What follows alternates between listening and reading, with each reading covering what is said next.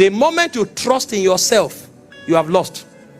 Many young ladies think they will be hot cakes in the market because they are tall and fair, or because they are dark and they are elegant, or because they have some kind of hairstyle. And then suddenly, when the race of marriage comes, they now discover it is favor. Many young men are intelligent.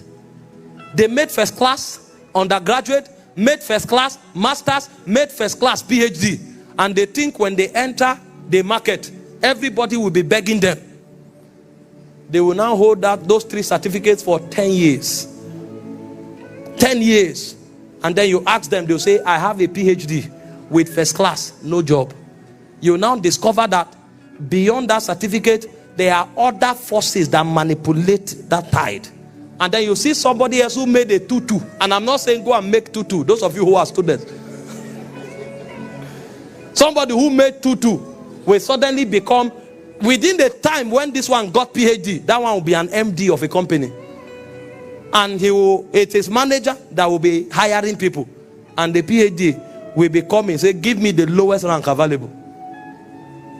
The race is not to the swift, neither is the battle to the strong. It is of God that showeth mercy. Even ministry here, there are many people who believe, what do you mean? We are gifted. I can call people's names. I can profile people by the prophetic. Anywhere I go to, the list that we have is 4,000 people. Well done. And God will keep quiet.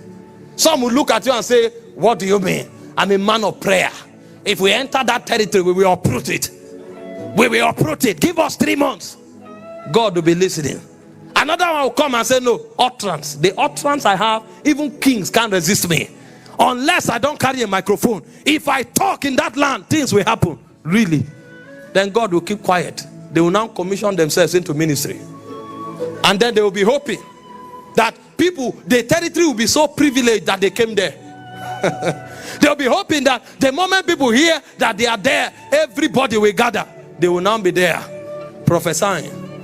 They will prophesy and prophesy and prophesy. Every 3 months, church will reshuffle.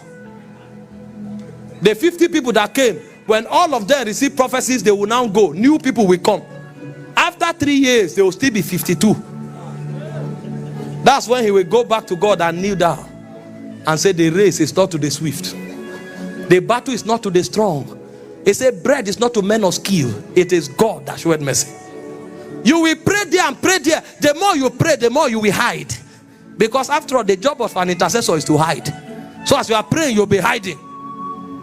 And then somebody else who doesn't have even half your stamina will enter that city and he will become the star there. In fact, sometimes the way heaven will work the economy is that your prayer that ascends to heaven as vials and as stored in vials, God will use it to push this other ministry because he's the boss of the company.